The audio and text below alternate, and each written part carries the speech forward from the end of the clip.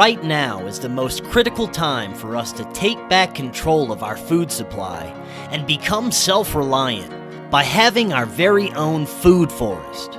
Transform your yard into a food forest and create a system of self-reliance that's easy and enjoyable with our friends at Food Forest Abundance. No matter where you're starting from, you can become more self-reliant. You can take your self-reliance to the next level by becoming a producer of your own food through growing and foraging. Learn how to turn your property into an income-producing source of economic self-reliance. If you're ready to go off-grid, click the link in the description and use coupon code FORBIDDEN for discounts on your very own food forest with Food Forest Abundance.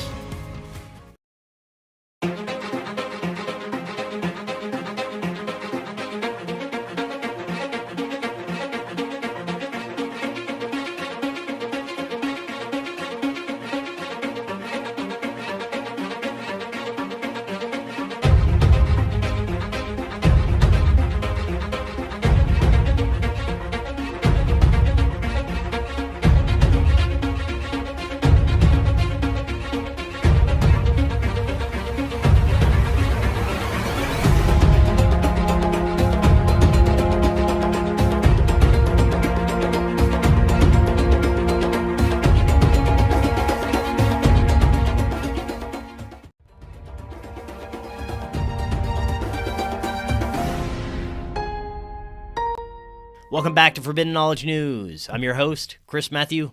Today my guest is Faust Checho. First, a couple of announcements. Our website, forbiddenknowledge.news, is also the home of the Forbidden Knowledge Network. That's where you find some of your favorite podcasts featured. Forbidden Knowledge News is always on Rokfin, Odyssey, and all podcast platforms. Our social media is on Facebook, Instagram, and Twitter. And Rokfin is where you get our premium content, as well as all the premium content from every creator that's on Rokfin.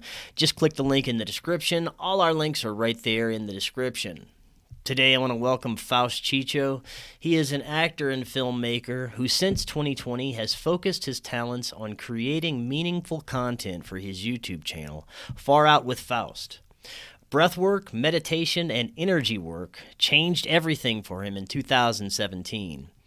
As he became well-versed in meditation, he started to learn how to use the coherent stillness and heart-centered energy to reach out beyond the limits of the five senses. He also began studying techniques in remote viewing and astral projecting, attending retreats and plant ceremonies to further his knowledge and understandings of self and universe. He is an avid truth seeker, wisdom keeper, and public speaker. He is also passionate about all things expanded consciousness and the wonderfully unpredictable magic of synchronicities in the quantum realm. Faust, welcome. How you doing? Thanks so much, Chris. I'm doing all right. Hanging in, buddy. Thanks for having me on. Yes, sir. Thank you for coming on the show. I love what you're doing over at your YouTube channel, and you feature some of the same topics and guests that we do here, some amazing content, and today we're going to continue our search for pieces of the reality puzzle and discuss your understanding of not only our reality, but what the true nature of hidden reality could be, the possibilities of life within that reality, as well as some of the techniques that you utilize to gain access to information and energy that lies beyond the small spectrum of our perception. Before we get into any of that, this is your first time on. Tell us a little bit more about yourself, your background, and what led you down your path. Well, thank you again for having me on. And, I was an actor and a filmmaker.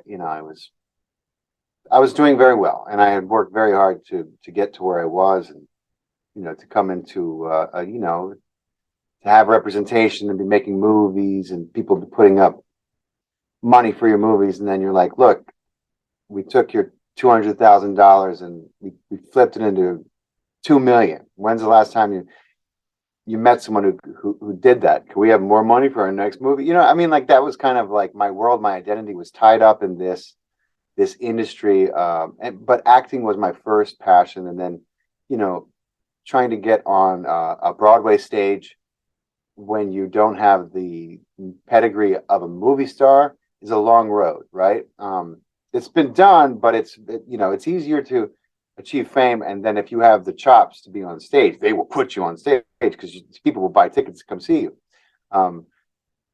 I was doing that in New York City for a long time, and making progress in my career and doing well. And I'm very proud of the craft I developed. But long story short, I was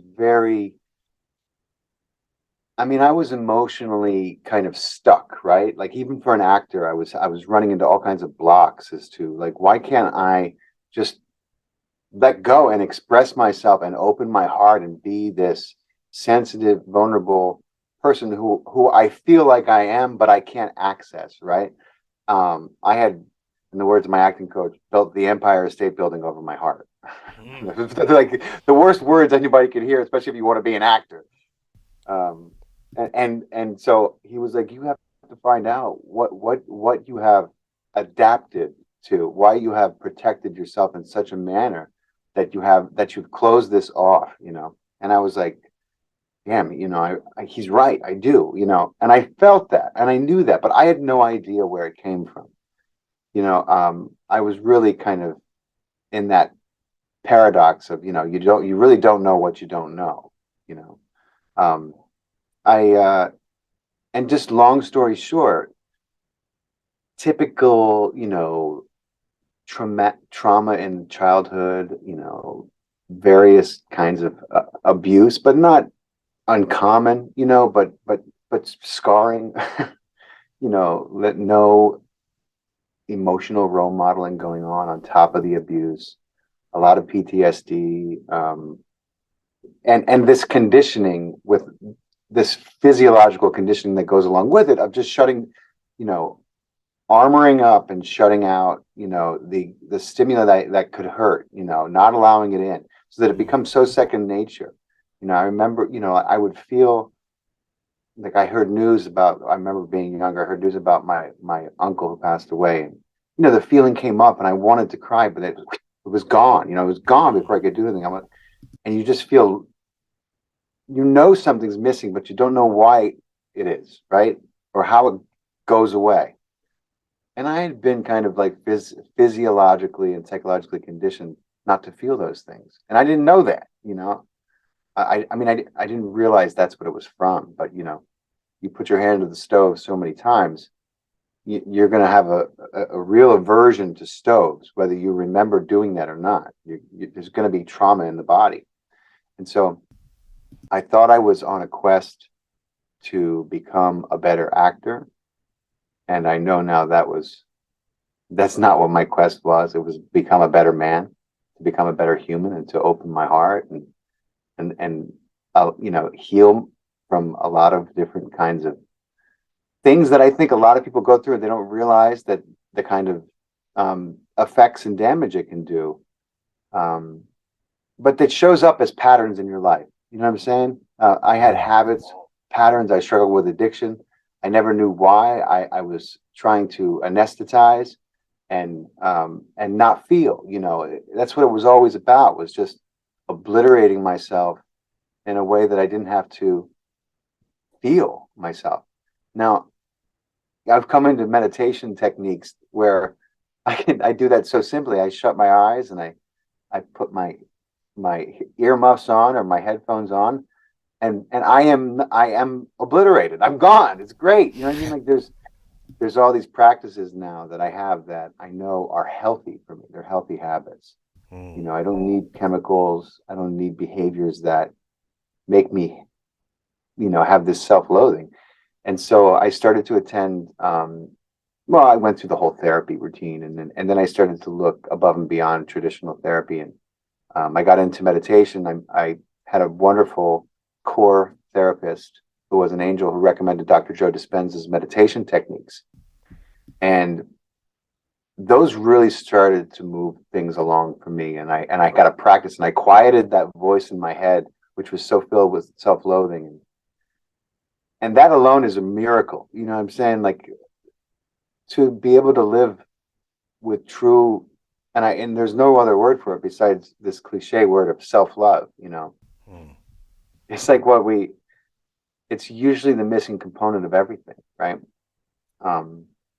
But that's how I ended up. So I attended a meditation retreat. Then I attended another retreat, Drumvalo Melchizedek retreat. And then, I learned more. I started to learn more metaphysical concepts, my name being Faust, which is ironic. Dr. Faust, there's a lot of metaphysical soap operas written about Dr. Faust. But but over the course of years, I got more and more kind of just passionate and interested in meditation, and then that led to learning about the Disclosure Project and the movement. And then when you get into this business that we're in, of knowledge and information, as well as mindfulness and wholeness, things start coming to things start falling into your lap. Mm-hmm. Information starts showing up in a way that is very synchronous. It's the synchronicities are just rampant. What you're looking for truly is looking for you. I know that. Rumi said that, man, he was right on. It's true. It is looking for you. We're often in our own way. And that's why it can't find us. But the moment we align, that's when things really start to move and show up. And all of a sudden, there's too many coincidences in your life where you continue to believe that they are coincidences. You know what I'm saying? I don't believe in coincidences, but that's how I ended up. I was working on a film in 2020 with this awesome writer director who started my YouTube channel with me, and we were working on a movie he wrote that's all about consciousness. And it's kind of like my worlds had melded at the time, which was amazing. I met this Hollywood writer who had sold his screenplay to Plan B for $1.5 million back in 2004. It was way ahead of its time. They kind of didn't know what to do with it after they bought it, but it was all about consciousness, and we were working on getting it kind of up to date, because we were going to make it it had a pedigree because it had sold to Brad Pitt's company. So we had people who were like, "We'll give you money for it." It was like, all right, just let us get this thing in order. And then we'll go out to the actors and the directors, which is a different, from me being like, can I borrow $10,000 to put with my other $150,000 because we want to make another movie? Things started to really shift, when I started to get in alignment with myself. And then the pandemic hit, or whatever you want to call it. There's a lot of names for what hit. And him and I were working on a show he had just hired me to be the host of, called The Last Supper. Amazing concept. Like this combination of Anthony Bourdain and kind of like Hot Ones and like the actor studio with the interviews, except we were going to go to gurus and ask them these questions and have them eat whatever they would for their last meal on the planet. It was a really cool concept. We're still going to probably try to go forward with eventually, but we couldn't even shoot that. Our first guest was going to be Dr. Stephen Greer, and we were in talks with him. And because I was just kind of learning about and absorbing all I can about his work. And then the pandemic hit. We couldn't do anything. It all shut down. And he was like, dude, we got to start a podcast. And I was like, we do? All right. Yeah, we got to do something. This sucks, And he's like, no, you're going to host the freaking podcast. I was like, I am. He's like, yeah, man, I'm not in front of the camera. I'm a writer. I'm a director. He's like, I'll help you. I'll help you get guests, and I'll tell you, how to set it up, and we'll light it in. He's like, I'll help you every step of the way. And he still does, But I was like, yeah, this is a dude who's just, he just goes around affecting people's lives. He doesn't realize it, but he's a very quiet spiritual guru himself, even though he might tell you otherwise. And we've kind of become, very close over the past few years, and he's the one who got me started. He was like, you got to do this because, you're like, the world needs. His words were another Joe Rogan, but a metaphysical one who actually knows what's going on. He's like, and you can be that. And I'm like, all right, I'm, sold. Let's do this, And so that we started from there, and God, it's been a whirlwind ever since. Yeah, man. Now your awakening is very similar to mine, except almost the opposite in the way that whenever I started to awaken, which is, around 2013, 14, I was focused on the conspiratorial aspects, corruption, hidden history, the Yeah. overlying things. There's layers of this awakening and there's layers of reality.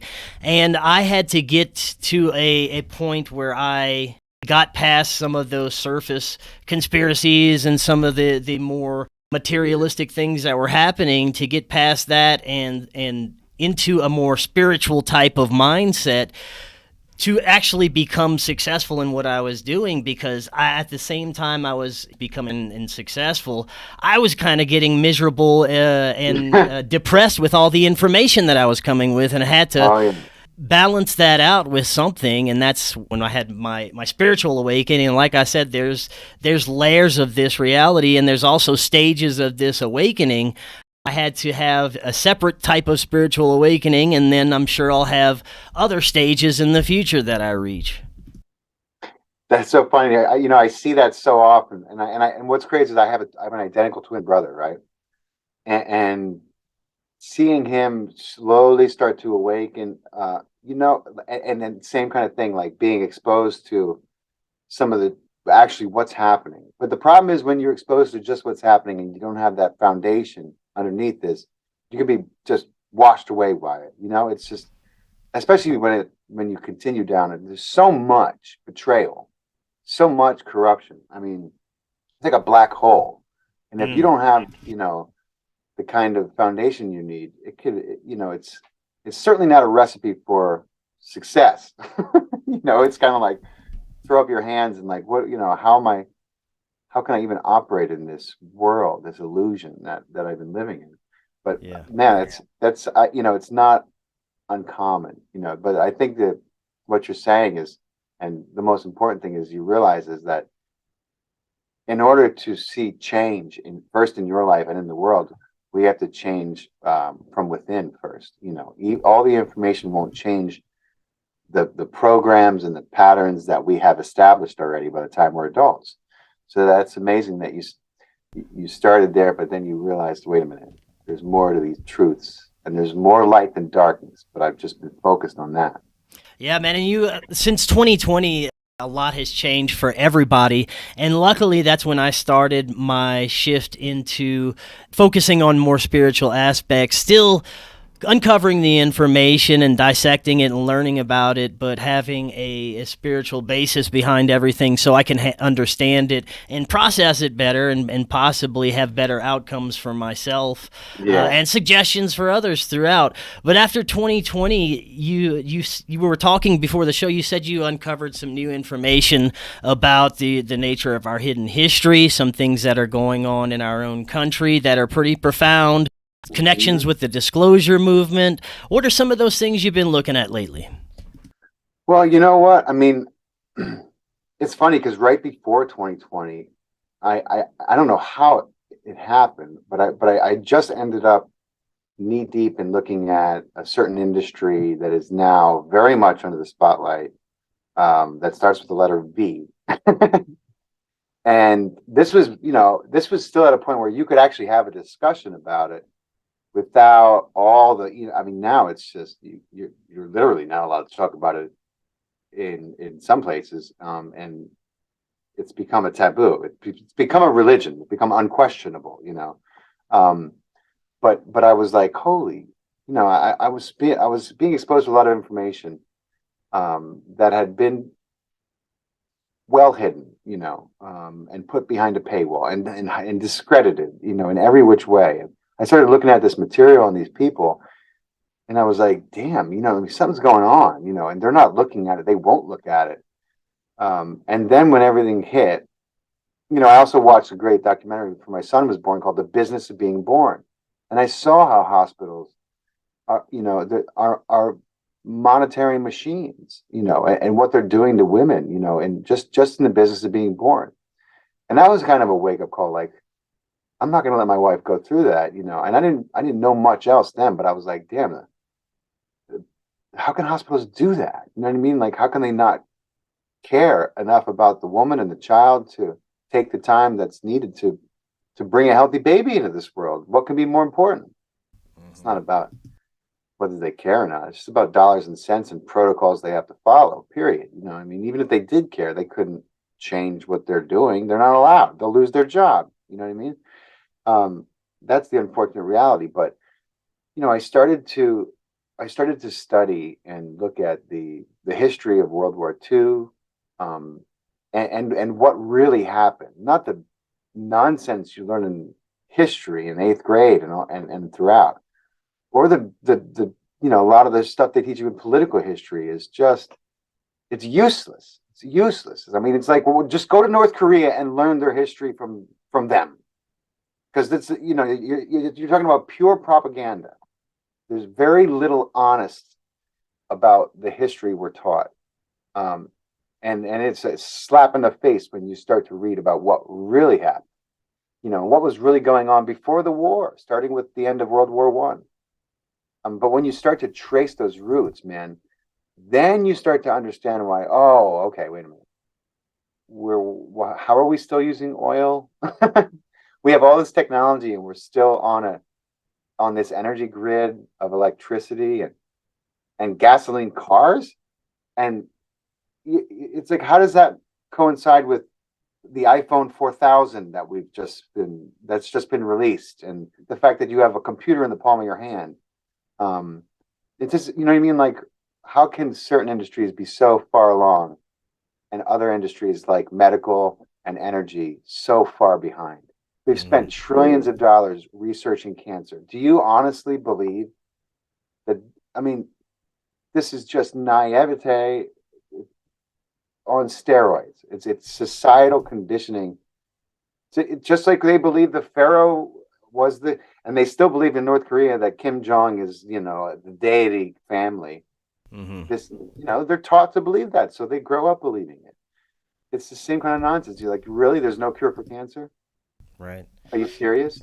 You know how many times they've cured cancer and then suppressed and hid the cure and knocked the guy off who tried to tell people about it, or locked him up, or shut him down, took his license. I mean, I've counted hundreds of times. You know, sometimes the cure is the same. They'll buy the patent and suppress it. It's called a suppressive patent. You know, that's why I tell people, don't waste your money. Don't give money to research foundations for cancer. I understand the sentiment, but don't waste your money. All that money is going into a black hole. You know, it's just look up how the Red Cross was formed, what it was formed for, and you'll have a little idea about the charities in our country. You'll have a little better idea. Don't look it up on Google, but read about it. Read the truth about it. You're gonna have to get a book with pages. They're fun, and you read them faster than the Kindles or the iPads. Yeah, and when you're looking at the implications of what has been hidden from us throughout our history, and the implications of possible free energy and the technology that we have that could be 50, 100 or more years ahead of anything that we ever know about. There's different schools of thought on how we could have obtained this. Maybe we've always had these forms of knowledge and technology that the elite class has hidden from us, and it's always been human technology, and we have access to information, you know, from different realms, possibly right, from spiritual realms. Or the other school of thought is that other intelligences from different possible planets, like extraterrestrials, have either shared this information or we have obtained it from crash sites. What do you think about the implications of the hidden technology and energy that we're already in possession of? Do you think that we've always had this, or we reintroduced to this technology somehow? That's a great question. You know, I think there are certain technologies that we've always had, but have subsequently lost. You know, now I don't think they were developed here. I think just like the human being, they were brought here and taught to us, but by some of the extraterrestrial races who were part and parcel with our design and creation. And I think that it's only a matter of time before science admits and acknowledges the fact that the human being is a hybrid. It's a hybrid of a great many species. Now, the human beings, at least in the public sector, don't have a data bank of DNA that they can cross-reference from and say, oh, okay, well, wait, this isn't junk DNA. Actually, 90% of our DNA is from here, it's from here, it's from here, it's from here, it does this, it could do this, it will do this, it's going to do that. They don't know. They just call it junk. Just like they look up into the world and they say, oh, it's all antimatter because it's not matter. So we need money to research antimatter. Can we please have a couple $1 billion? And they do. They get it. They want to research. They want to weaponize it. Antimatter. It's just their way of saying they have no idea what the fuck it is. Yeah. But of course, there's something there. It's just like it's not junk DNA. It's DNA that they don't know. But I think that when science catches up to, at least science in the public sector catches up to what's known, what's come out of, not just sages and the ancient wisdoms of yesteryear and millennia before, what they've been saying about how we got here, but also whistleblowers working underground in the United States and around the world have been saying the same thing. I mean, Bob Lazar told everyone about it, but people think that that's entertainment. It's not entertainment.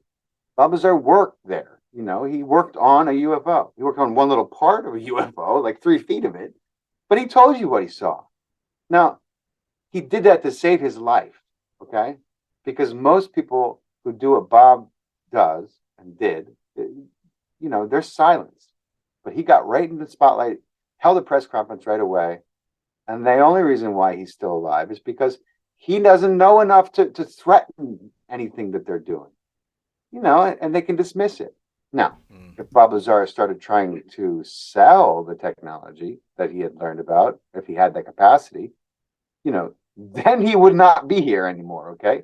The people who get in trouble are the ones who try to cut into the stronghold monopoly that they have.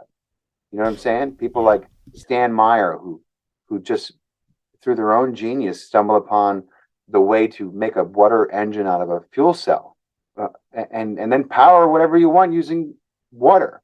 I mean, that's they've done that 100 times. People say, "Oh, that was a fraud." No, he filed the patent and showed it worked. The Pentagon was interested. If you read the reports and read the patents of what's left of them, it's all there. He did it. He showed it. It was on TV. He was pouring water in his car and taking off 70 miles per hour down the street. You know what I mean? It wasn't an act. The journalists were there recording it. That's just one. And then they're going to, they put turbines up and like wind power and solar power. I mean, we could pull power right out of the air right now. That is free energy. Yeah. But that same power would also create, the anti-gravitic is a free energy technology. And the reason why there's been such massive suppression, I mean, above top secret, the UFO,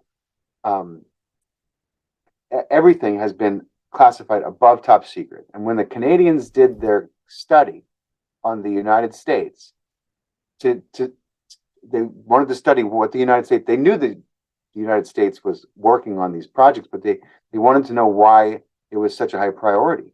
And they ran into a lot of walls. But what they did declare in an official Canadian report was that the United States treats the UFO phenomenon as above top secret, above anything, even their weapon arsenals, any other subject. There is nothing more classified than the UFO phenomenon. Right now, why is that? Is it because the United States cares about extraterrestrials? Oh, no, no. It's because the United States cares about its monopoly and its industries and money. Because the people who were running the government at that time were the oligarchs already. There's a lot of rumors and a lot of substantiated evidence that talks about how. Remember the the UFOs over the White House. Yeah. Remember the photograph, right?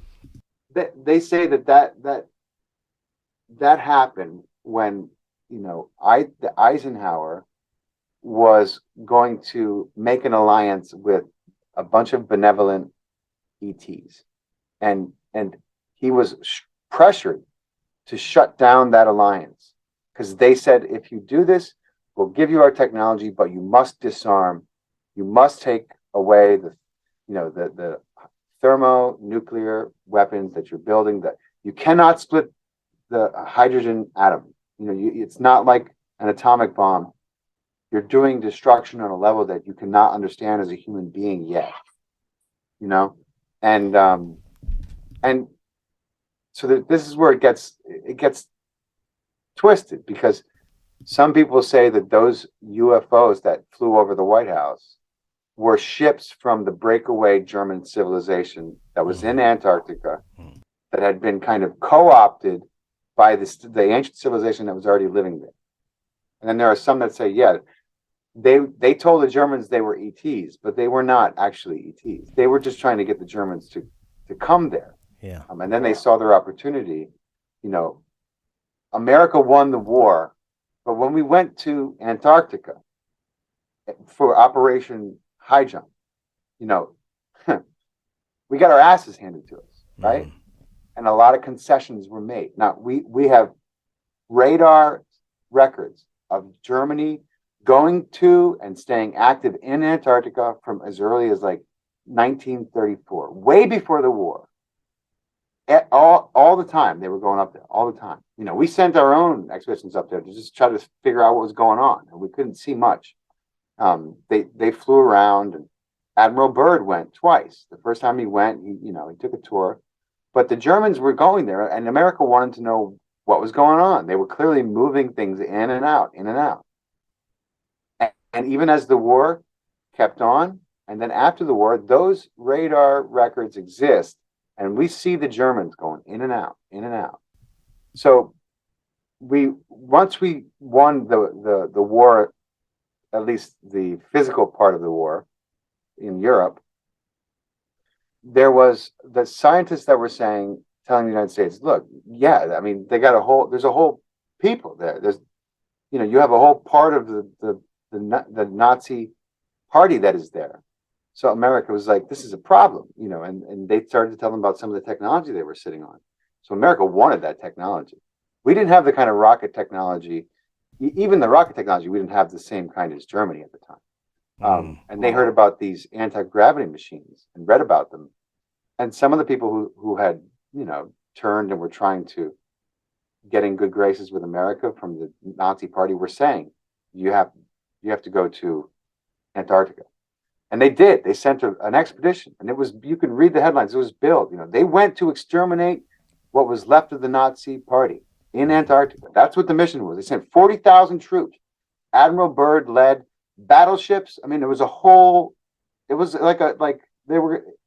a big thing. They were going to spend, I think, 4 months there. They were back in 4 weeks. By all accounts, if you read Byrd's accounts of when he first got back, they are, the first reports that come out are always usually the truth. If you watch the press reports that happened right after Kennedy was shot, then you'll get the truth from the witnesses before the government could change the story and cover it up. Roswell, what did the headline say the day after? It's always the first day that has the truth before they can censor and change the narrative. Well, Byrd came back and he was like, we're in trouble. They lost every aircraft they had. None returned. Byrd returned in 4 weeks, not 4 months. Completely devastated.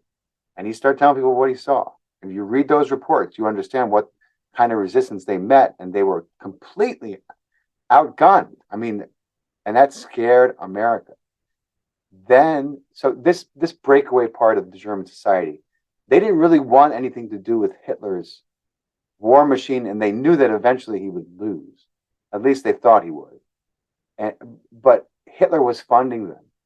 So they were, Hitler, they were like, yeah, sure, we'll take your money. It was the Vril Society, basically.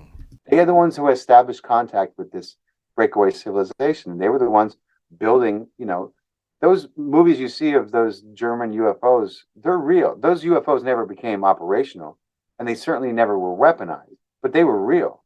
Now, fast forward to 1947, Operation High Jump. America got its ass handed to it because that breakaway civilization had been co-opted by, I mean, the breakaway Germans had been co-opted by the civilization that was there, and they had that technology. They had it. They've had it forever. And they, they knew America would come eventually, and they were ready. I mean, and the reason why the ships weren't destroyed, but the craft was, is because they wanted to make a point.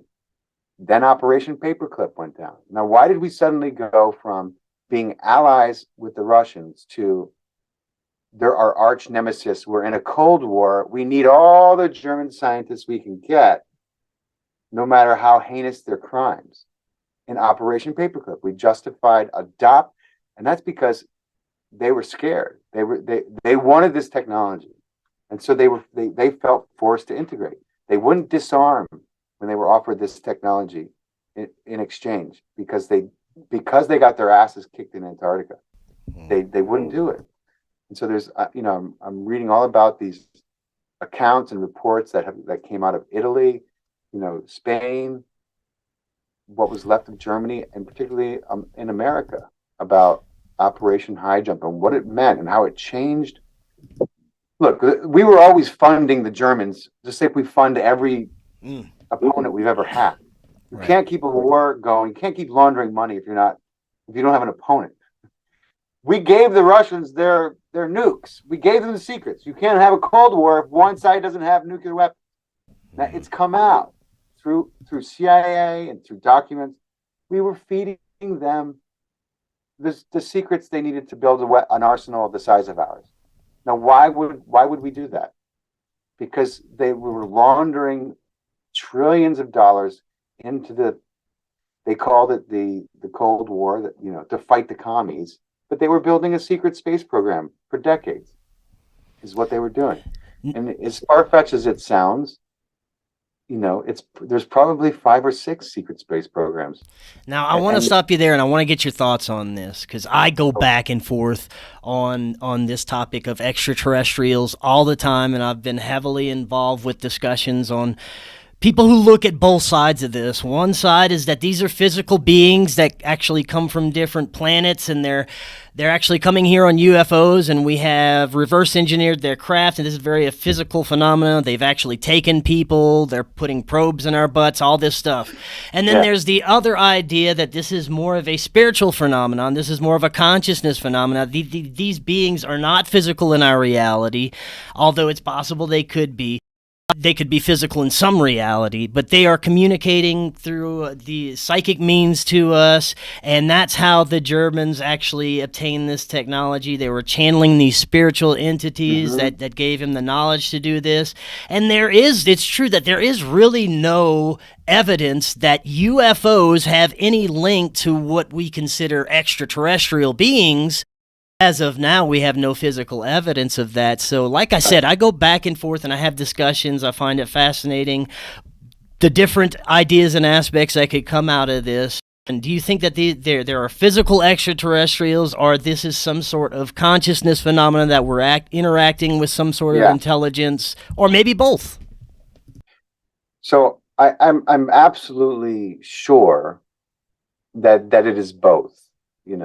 And that as a civilization advances to a certain level of evolution and consciousness, then they can decide to manifest the body that they need, and oftentimes that body is part and parcel with their ship. So that they want to travel in an interstellar fashion. They have a means to do it, and so the ship becomes part of their consciousness. That's why when we first got these craft, we couldn't get them to do anything, because they were part and parcel imbued with the consciousness of the person who was to be operating it. Now, there is evidence of extraterrestrials which ties to UFOs, and it made its physical spillover at Roswell in 1947, and those pictures you saw. And if you even as quiet and discredited as they have done with their propaganda campaigns, You can hear the interview with the mortician who worked at Roswell. I mean, this dude's in his golden years, okay? He ain't lying for attention. You cannot fake what he said. I mean, he's just an old dude. He's got a kind of a Texas accent, and he's just like, well, we thought it was kids when we pulled him out, but then we saw it wasn't kids. It was just small people. He's not. These aren't actors, dude. I'm an actor. I know what acting looks like. But this dude was 73 years old. He was not doing well in his health, and he said, "Fuck it, I'm gonna tell people what I saw." And there's so much evidence like that. Look, they're going to continue to eradicate physical evidence and documents that make their way out. They're going to say that they're fake, But in a court of law, when there is not, you cannot produce physical evidence. And by the way, if these people are asked about these projects, by law they have to lie. So by law they can't tell you the truth. I mean, if a congressman is read in on a top secret classified project, he has to lie to a reporter that asks if he saw something by law. So people are like, well, he would. How is it possible no one would know? I'm like, because they're not. Even if they did know, they're not legally allowed to tell you. They will. And so it's just recently that some of these laws are being tweaked. You have a whistleblower law that passed last February, which is allowing people who signed NDAs in these unconstitutional projects to come forward. And since then, I'm told by my sources that are connected, they've had a whistleblower come forward almost every week, telling their story of working underground, working in the field, and this technology, which is right out of Star Trek and Star Wars, that is being used every day underground in the United States, every day. This same technology, that would put the pharmaceutical industry out of business. There would be no, the energy crisis would be a thing of the past. The everything, the petrodollar, petropharmaceuticals would be no more. Okay. Who controls the everything? The bankers, the Rothschilds, the Rockefellers, the Morgans. They're the ones who own the companies. They own both the banks and the oil fields. They're the same ones that have been saying, no, I'm sorry, Mr. Tesla. Well, we'll leave you for dead, even though you're really smart and we like you. You cannot put this technology out. We won't allow it. That's why as soon as Tesla died, the FBI went in. That's a fact. They stole all his work. They took anything they could find that he did, they got rid of, because he had already solved the fucking unified theory of relativity. He had already done anti-gravity, which is free electricity. It's all tied together. So I think to get back to your question, I think that it's absolutely both. There are many accounts of people working underground and working in proximity to I mean, could they pass among us? Many of them absolutely could. There's just one or two characteristics in these humans or humanoids that would set them apart from us. But even if you saw them walking down the street, you wouldn't think like, odd ears or like a hook in the nose would make someone from a different planet. But the truth is, sometimes it's as small as that. Other times it's more dramatic, and they could never blend in. But then you also have beings who they won't come here in the physical, because if they show up in their craft in the physical, and they slow down enough to become dense in this three-dimensional reality, they will be shot down. They will be located and shot down. The weaponry we've developed, we've shot down thousands of UFOs. Thousands. Roswell was not the first. It was the first success that they were like, oh, we got one. Shit. They had to run out there and cover it up. They didn't have a plan in motion. It was the first time they had brought one down. They had scrambled it and brought it down using scalar weaponry. And dude, they do this now. I mean, I've seen video footage of UFOs dematerializing, just above the atmosphere, footage taken by the space station, footage taken by satellites. And you just see this UFO there, and you see this, you see a flash, you see this beam of light come up, and the UFO just like moves out of the way, maybe like 3-4 seconds before, and you see the beam of light go bam, right where it was. And you see what we're doing. We're trying to bring them down. We want the technology, any advantage we can get, and then they hide it, capitalize on it. Well, there's some that believe that some of the more nefarious agendas and the attempted steering of humanity in certain directions is being directed by non-human entities at the very top. And you look at some of the psychopathic behavior from some of these, which we would call globalists or elitists, and it's hard for me to believe that humans can behave this way, but it's also easier to blame it on aliens. I don't know. What do you think? Do you think that we do have some sort of relationship with non-human entities that are attempting to steer us in certain directions? So, I had David Icke on my podcast a few months ago, actually right before he got banned from 42. He got banned from every European nation, and then by extension, some of the other European, which is crazy. The guy's never been charged with a crime in his life. How do you ban someone who's never been charged? They labeled him a terrorist and they banned him. He's never been charged with a crime. He's never even been known to associate with any terrorists.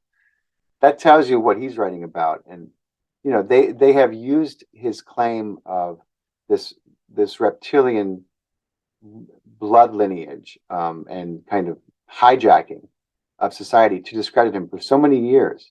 And it's amazing now that they're saying that he's they've always said he's an anti-Semite because that's what they say about people who they don't like telling too many truths in general. But now they're starting to say no, too many people are realizing that everything that he's been saying is going to happen is happening and has happened, and they're like starting to look at the fact that maybe he is telling the truth about this cult that he calls them. Now I'm torn about this because I don't know that I believe that there are shape-shifting humans who have such reptilian blood that I believe that there are human families that in some way, shape, or form were separated from and given a belief system that is kind of the opposite of selflessness. It's a very selfish, ritualistic, sociopathic kind of belief system. And it doesn't seem human to me. It seems reptilian. It does seem reptilian. It's like that part of the brain is the most advanced. This part that says, everything is mine and everything that the eye can see. And you little unimportant, plebes, you're going to work and do what I say, or I'm going to say whatever I need to make you do that. Just don't multiply too fast because then we'll have to kill you one way or the other. All right. That's their attitude towards us. And they come up with all kinds of creative stories to pretend like they care. And they've learned how to fool people into thinking that just take this, it's for your health. Oh, you died? Sorry. What? You know what I mean? How is that for my health? How is dying good for my health? Now, one of the things that really makes me look at the possibility that there are life forms all around us at all times, not necessarily just coming from space, but here in existence that we can't perceive just beyond the spectrum of our vision. There's a couple of the stories, including an instance that I experienced myself. One, I had a guest on the other day that was speaking about a psychedelic experience he had with magic mushrooms, and he was saying that, most of his psychedelic experiences like mine aren't very visual. You get the tracers, you get the bright colors and the racing thoughts and all this stuff. Well, this one time, it was at the tail end of his experience. He walked into, I believe he said it was like a children's party or something like that, and there was some kind of fog machine, and it looked all misty, but he noticed there were like 8-9 foot gray aliens walking amongst the children, like examining them, looking like they were doing some kind of experiments on these kids at the party, and just nobody noticed them except for him, but the aliens noticed that he could see them, and it seemed like they didn't like it. So that's one of the interesting instances. And the other one happened to me when it was a psychedelic experience, and I've had plenty of psychedelic experiences on magic mushrooms, and none of them have really been like a visual hallucinogenic type experience where you actually see things that aren't there. Well, this time it was actually, again, at the tail end of my experience, and an ex-girlfriend of mine, we were doing some she actually did a spirit attachment removal from me. We're doing some work on childhood traumas that I had, and apparently the entity that she had removed was not happy that we're doing this. And from what I understand now, this entity took over my perception at that time, because I was having a conversation with my ex-girlfriend after we were doing this work, and she shapeshifted into about an 8-foot tall reptilian being. And not only that, my whole house kind of shifted into like a different dimension. It looked like a dungeon with bars on the windows, and they had this blood red sky outside, and she chased me around my house for a while as a reptilian, until we actually did this kind of thing where it was a kind of like an exorcism. I puked up black stuff by the end of this experience. It was pretty crazy. But things like that make me wonder if these things are possibly all around us. They can take charge of our perception, control our reality, or make themselves visible whenever they want to. What do you think about that? That is fascinating, because having a fair amount of experience with psychedelics and mushrooms, and having experiences on ayahuasca, which were this amazing mix of physical and non-physical interaction. It's funny because if you're like me, which I have a sense that you are, I take mushrooms, and it's not like I'm not. I have a grasp of reality. Yes, definitely, 100%. Yeah. I don't. I think only one time I took so many that I was like cowering behind a pillow with my eyes closed, sweating. but and then of course I was seeing a whole lot, but it was all in my mind, and my eyes were closed. But other than that, I just don't. Nothing. If something like that happened to me, it would be so far removed from the norm that I would be like, there's just no fucking way. There's no way that all of a sudden I went from like, coming down and, the not even really having any kind of visuals to this thing or these beings walking right in front of me. There's no way that would just happen. That's not like a side effect from mushrooms. That is, I think that's your mind, certainly tuning into a different spectrum of reality that it wasn't tuned into maybe even just a second ago, and you catching a glimpse of something, because hallucinogenics don't work like that. They don't, they don't go from like, well, they're almost gone now to, oh my God, there's a burst of them. You know what I mean? It doesn't work. They don't work like that, especially ones you digest. So it seems to me that something profound happened to you, and I think that, a lot of people will say that there's just no human beings walking the planet who don't have some kind of entity attachment, because it's almost like a fish swimming in the ocean. You don't really know it, but they're there. You know what I mean? It's usually a pretty harmless symbiosis, but sometimes it can become unhealthy, and sometimes people get an intervention, and it can hurt a little bit, or it can be a little traumatic. And I feel like, as above, so below. We see that in the physical realm. We see how sometimes animals go from living in symbiosis to, oh, what happened to that ant? That's right. The fungus turned him into a fungus. You know what I mean? Like, what? He's dead.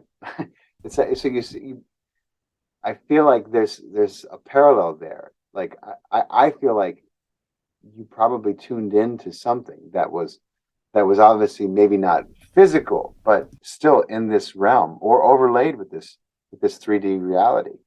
I mean, the fact that you were working in that manner on entities and then had all those things happen to you, it's not coincidence. It's not, you can't make this stuff up. It's just like, But that sounds scary as shit, dude. So Yeah. let me ask you this. What, how did it resolve itself? And Well, that's the was it, craziest part of all. yeah, After this being was chasing me around my own house, I was going to my basement. I went upstairs. I was like trying to get away from it everywhere. yeah. Finally, I locked myself in the shower and I turn on the water. It's just instinctively, I got to Oh, take a shower.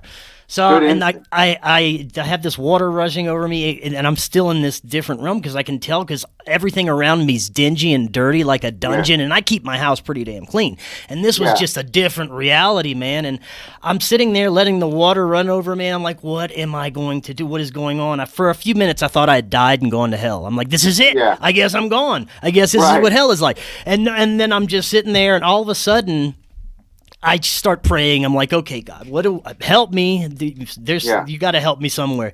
And as right after I start doing this, I hear this like loud commanding voice and rumbling came from like within me. yeah.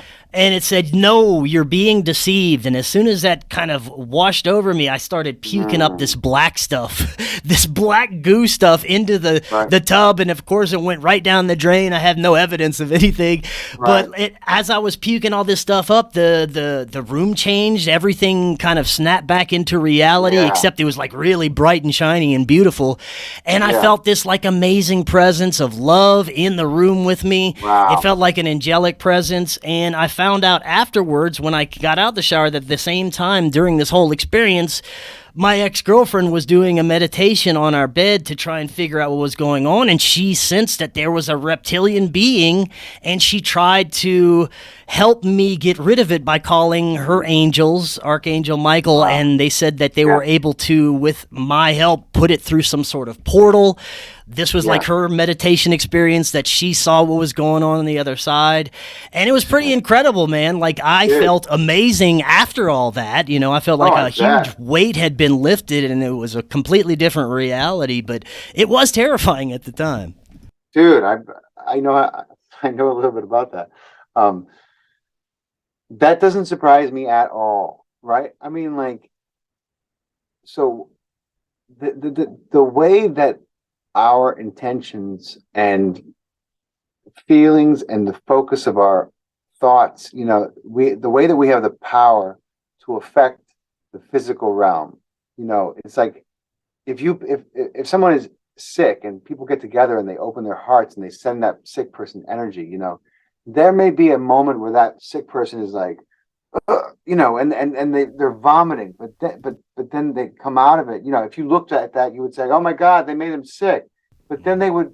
Well, guess what? Their body had to vomit to be better, to expunge whatever it was that was in there. And so the prayer or the meditation, the healing, the energy transfer worked. You know what I'm saying? But it had to manifest itself in physical reality. And Hmm. how does that happen? Well, it happens in all kind of ways. There's an infinite amount of possibilities for something to become a reality and to manifest itself. And sometimes, it happens in ways that it's completely inexplicable. Like people's cancer just disappears and they have no answer for it. They have no idea how. They call it a medical miracle. That's just because whatever energy was moved and how the field was changed, the blueprint was changed. It just became the new blueprint. There was no in between. Sometimes that happens too, you know, especially in the body. Tumor just disappeared. Where did it go? It's like it was Hmm. never there. People don't know. That's because the blueprint which writes the program was overwritten in the right way, in the way that it could have been, and should have been maybe. But you have to fix the blueprint first. So I think that by your girlfriend, she was working in the metaphysical realm. You had the water is cleansing. Okay, you had, whether through your own thoughts or through her influence, you had found the right place to go. Water is cleansing. It does cleanse the aura. It cleanses the energy. Then you asked God for help, and you got information beamed into you. You said it came from within. That's Hmm. that's an accurate way of putting it. We get information from within all the time. We're just confused and we think like, oh, well, I must have thought of that, or no, we maybe sometimes, but we get information from within as much as we do because this is connected to everything else. And I just think it's amazing how, your things transpired in a way that allowed you to then free yourself of whatever was gripping you, Yeah. purge it. And I mean, what happens during an ayahuasca ceremony, Mhm. right? I mean, I remember purging, every which way. I mean, including sweat and tears. And I was, it's just like, but it all serves to cleanse the body. And it's Mhm. amazing how, you're going through all this stuff in an ayahuasca ceremony. And meanwhile, the body is doing its own work that it has to do for you to get healed, right? Yeah. Yeah, I like I mean, was saying earlier, there's layers of the and stages of our awakening, and that was probably my fourth or fifth awakening through these yeah. phases that I've been going through. And one of the things that I've always been fascinated by and tried unsuccessfully is astral projection. I know you have been successful and you've looked into astral projection for a while. For the last few minutes, let's get into a little bit of this. Tell us about how you got involved with that, maybe some of your most profound experiences, Okay. and some techniques that myself and the audience can use. So I started to learn about remote viewing and astral projection, and I feel like they're related. Some people will say they're the same, but then from some experiences, it seems like there's a difference in the way that the consciousness perceives. There's something more linear about a projection than there is a remote viewing, right? But either way, the consciousness is projected, to another part, or another part of either the physical realm, or even the non-physical realm, which becomes almost non-linear. Like one of the most famous remote viewings is of Inigo Swan, and he viewed the rings on Jupiter 9 months before Voyager went by it and said, "Holy shit, there's rings on Jupiter." People were like, the NASA was shocked. NASA had no idea that Jupiter had these little rings. Inigo Swan was remote viewing the solar system for the CIA at the time, and he said he drew Jupiter with rings, and they showed it to NASA. NASA laughed at it. 9 months later, Voyager went by and took pictures of it. Okay, so what was he viewing? Was he viewing Jupiter? Was he viewing the future pictures that were going to be beamed here? Who knows? He was outside of time and space. But it's amazing how much these tactics have been used and techniques are used, and how we use them in our own way, sometimes without even thinking. So I took a workshop with Dr. Greer on remote viewing, and I just I started to just kind of practice in the simplest way. And they say start with your loved ones because you're the most connected to them. And so I was like all excited to start. I was like, I gotta go somewhere. I gotta go somewhere. And try and I just felt really inspired to try it, right? So I was living in New York City, and I went to like a nail place, like a nail salon place, and they have those armchairs. You can get a massage, and you sit in a chair with your face down, And I was like, I'll just do a half hour, right? And I'm like, so while this woman is, giving me a shoulder and back massage, I'm like, let me see if I can get clued into my wife, right? So, so I'm there, right? And also very important. He said, if you approach this like a child, and you not put expectations, but you allow and accept what comes up for you to be what it is, not from a place of like, let me analyze, you know what I mean? But just like a child, just allowing moment by moment, without judging, oh, I'm doing this wrong, like we do as adults, right? So I was like, I had all this fresh in my mind, and I'm sitting there, and so I I I see my wife, right, and I see her pretty clearly, and she's in the bathtub, right, and I'm like, dude, she takes a bath like every other night, okay, this this is not, you're just guessing, and I'm like, all right, well, get closer, like, can you get closer? And then all of a sudden I found my consciousness closer, and I was like, okay, how is she sitting? Better yet, what is she doing? She's not sitting like a normal person in the tub. She's not just relaxing. She's like sitting up in the tub, and I can see she's doing something. So I'm like, she's watching something on her iPad. And I was like, all right, what is she watching? If you are really remote viewing her from afar and you can get close enough, you should be able to get a sense of what she's actually watching on the iPad. This is the only way that you can confirm whether you have made a series of good guesses, or you are actually, somehow have projected your consciousness in the room, right? So I finish this thing, and then I go to the store, run a few errands, I come back, and my wife comes out. I go, don't say anything.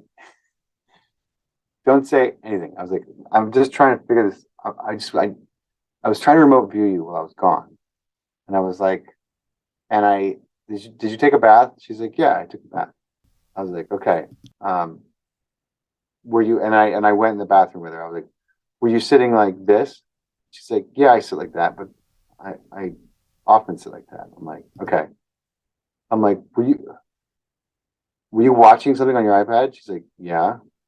I'm like, were you watching? And when I saw this is when I gave up, because I was like, this is ridiculous. This can't be a real show. And I just kind of like stopped trying. So I was like, were you watching a show with a woman sitting in a chair, and like almost like a queen would sit in a chair just talking to people? Like, I'm like, is there a show that has a and my wife's face went white and her mouth dropped, and she was like, if you tell anyone this, I'll kill you. I was like, what? She's like, I never watched this show. I'm like, what show? She's like, Wendy Williams she has this portion of her show where it's just her talking to the audience. She's just sitting in her chair, and I was like, yes, I'm telling everyone. She's like, no, you can't. I was like, I won't. How am I gonna? So I didn't tell anyone for the longest time, because my wife was embarrassed she got caught watching Wendy Williams Until now. Till now. But I was like, God, that's an amazing confirmation. Now, like, she could have been watching anything, but that's what I saw. That's what I got a sense of, was this woman sitting in this weird queenly chair, like throne, like throne chair, talking to everyone, just one woman. And I was like, this is crazy. Like, this can't be right. There is no show that is like that. But apparently that's exactly what Wendy Williams does in her show. So I was like, this is possible. There's just too many coincidences, to chalk it up to just like, well, you just made a series of great guesses, when I could see what I could see. So like, that was awesome. That was a fun experience, and I feel like the more you practice at this and you experiment with it, anybody can do it. It's not like a special ability. You just need to understand how to open yourself to it, and then be willing to practice a little bit with it.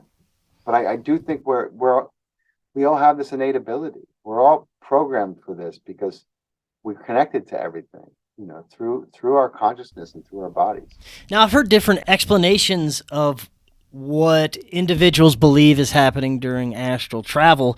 Some believe that this is a different type of reality that we're accessing either through a dream state, or our consciousness is leaving our body, but we're not seeing what we consider this 3D reality. When we're astral traveling, we're seeing either lower or higher dimensions or aspects of reality. What do you think about that?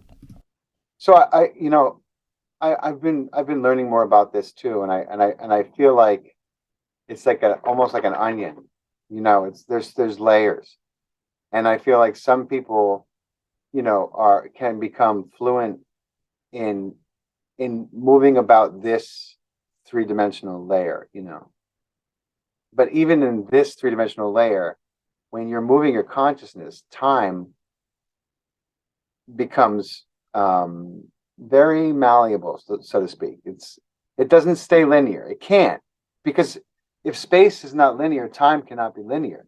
You know, I always tell my kids, I'm like, the way that space time is connected in this reality is, if I want to walk down the street, it's going to take me a few seconds to get my body there.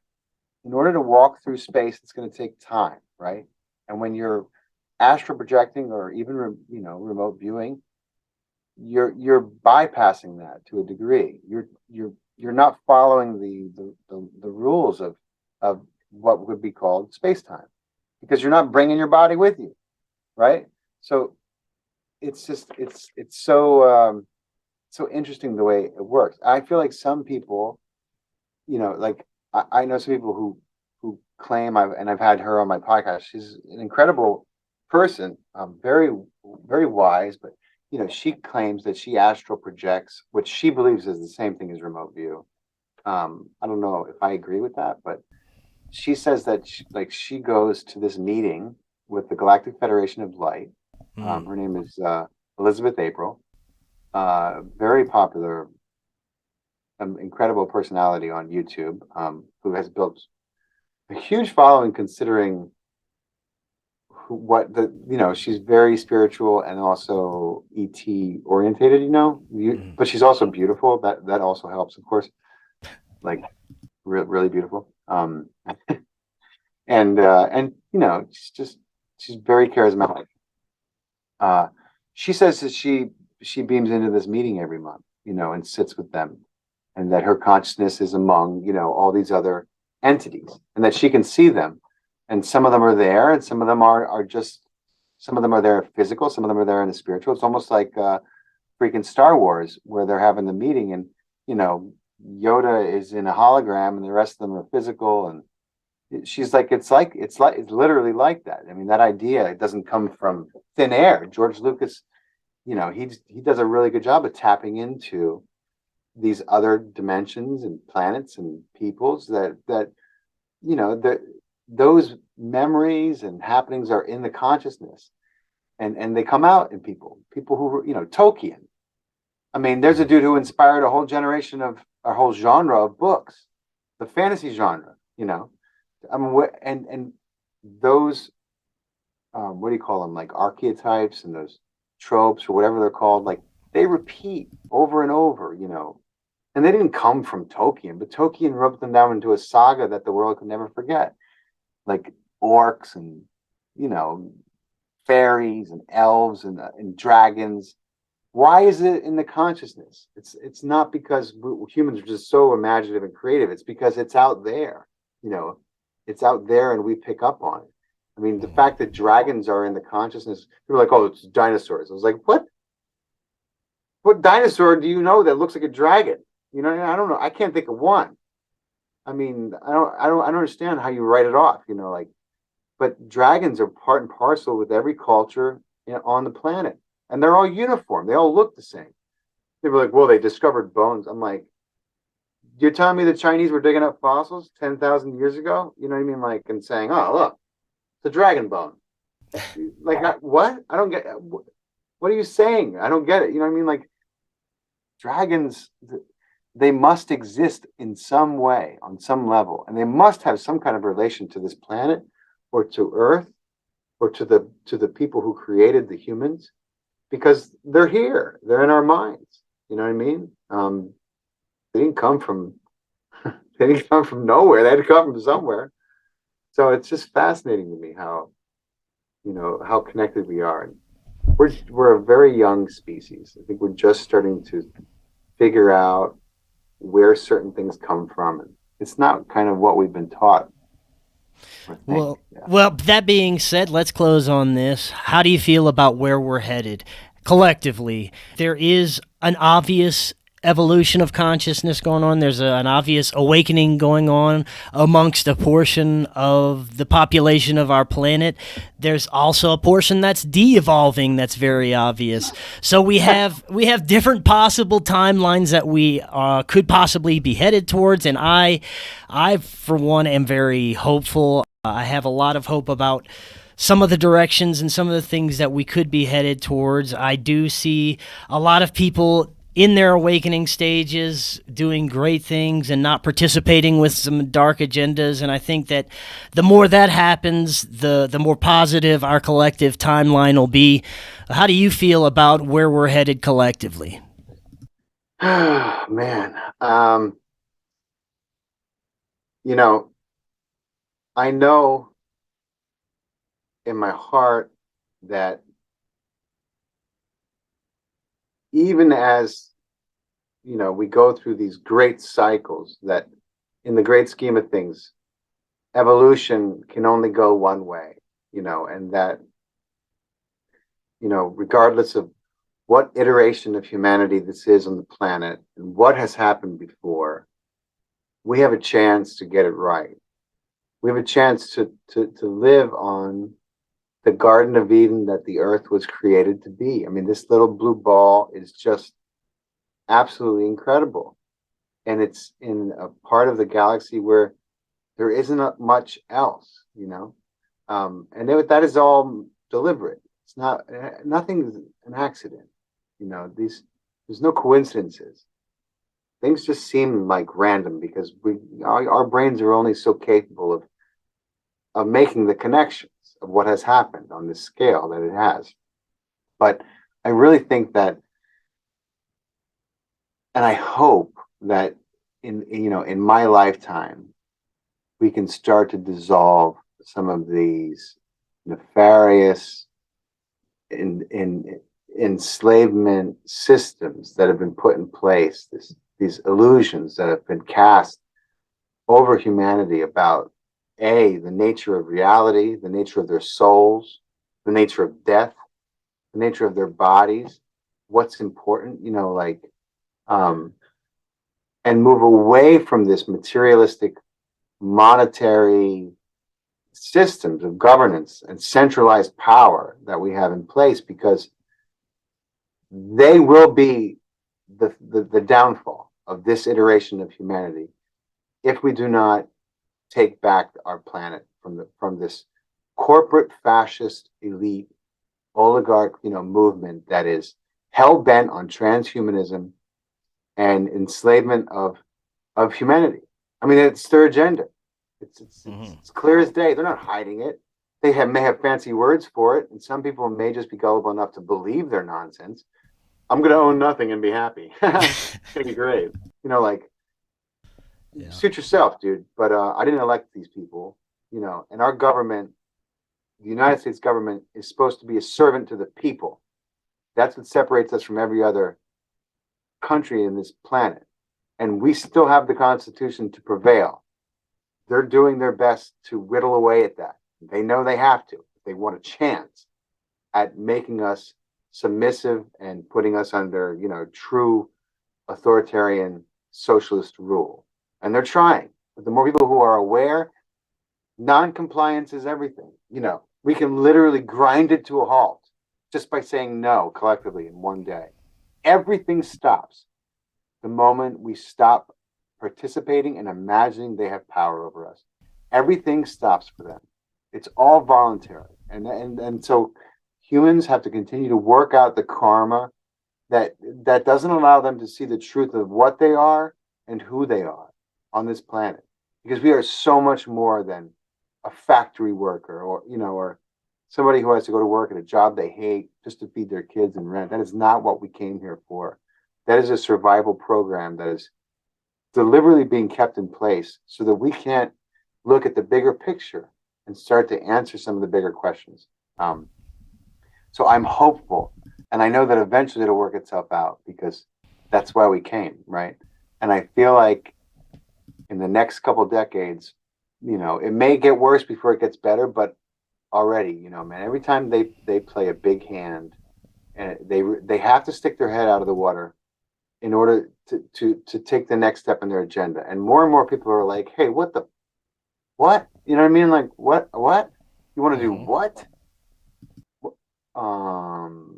No, that's a terrible idea. More and more people are waking up to these structures that have been put in place and how sold out and corrupt government around the world has become. I mean, there's virtually none left that have not been bought. and owned and are now, being run not by servants of the people, but by servants of the corporate elite. And that's a sad fact. And they can propagandize about it all day. The youth has to wake up. We need the youth. Unfortunately, technology has given them, great control and pressure over the youth. So we have to educate our young people more and more. My kids they're gonna know better. They're 9 and 11. They're getting their lessons from now about, you can't separate them from technology because it's just everywhere. But you can teach them the dangers of it, and you can teach them the truth about being a sovereign human being and their God-given rights on this planet. Because if everyone knew that, and everyone knew what they were, they would have no power over us. You can't scare a population that knows it can't die. You can't. The mortal fear is taken out of the equation. They have no control. That's why the systems that are in place, like the religious systems, some people, have so much fervor for their God that they're not afraid. Well, that's a problem for the government. So that's why they're shutting that down. The Vatican is like, hey, we made a deal. And they're like, yeah, sorry, we're changing plans. But I'm hopeful. I believe in it. I believe in the human spirit. I believe that the earth is just humming and vibrating and trying to wake us up, and save ourselves, because she can only take so much of this. She can't continue down this way. It's unsustainable. Mm-hmm. I mean, the plastic, the chemicals, it's an onslaught for her, and so she's doing everything she can. She's bringing, the earth is a conscious, sentient entity. It's a beautiful, feminine, almost like a deity. She's just amazing, and she's talking to us, and not just us, but I think a lot of ETs, I think a lot of beings are here to help, but they're not going to do so in a manipulative way that goes against our free will. You know what I'm saying? Mm. Free will is amazing. The reason why some of these, I think, other ETs have been able to do what they've done is through manipulation. They're not allowed to intercede or violate free will, but they can convince you to do it for them, right? And that's what they've done on this planet. I think it's very apparent now more than ever that, you can see how there's been the bad has hijacked, the bulk of things. I mean, just look at the planet. But I am hopeful, brother. I appreciate your time. Yeah, man. And, this was excellent information. Thank you so much, Faust. Before you head out, let the audience know one more time where they can find your channel, podcast, all the good stuff. So my podcast is called Far Out with Faust. Had some incredible guests on. We have even more coming on. Just had Billy Carson on a few weeks ago. David Icke. Some of the most incredible minds walking around. I'm trying to get Nassim Harriman on. I heard him talk a few weeks ago. Mind blowing. But it's called Far Out with Faust. If you go on YouTube, you'll be able to see all the podcasts are edited with visual support. We put them out, and then they're also available to download anywhere you download a podcast. And the website is Far Out with Faust. My IG account is the one Faust Checho, and then we have a separate account for the podcast called Far Out with Faust, spelled just the way it sounds. And but I'm always putting out content on my Instagram, and we have some awesome series on the channel. We do a Believers vs. Skeptics series, which is we have 6 episodes. I mean, we go deep into the JFK assassination, 9/11, fluoride in the water, the topic of UFOs. The next one we're going to do is going to be probably on Antarctica and anti-gravitics. And I'm going to showcase what I've learned in that episode about, how way back in the 30s, even before, they had patented anti-gravity, and they showcased their patent. And the government, the military came in, bought the patent, covered it up, got rid of the sign. I mean, right down the line, over and over, it happens. It happens, technology comes out. So if you enjoy those kind of shows, definitely check out the channel. And there's a lot of stuff coming out on there. But excellent, thank you so much, Chris. Yeah, thank you so much for coming on. We're going to have to definitely do this again soon in the future. And until next time, everyone, have an excellent evening. We will talk again tomorrow. We'll see y'all then. Thanks, Chris.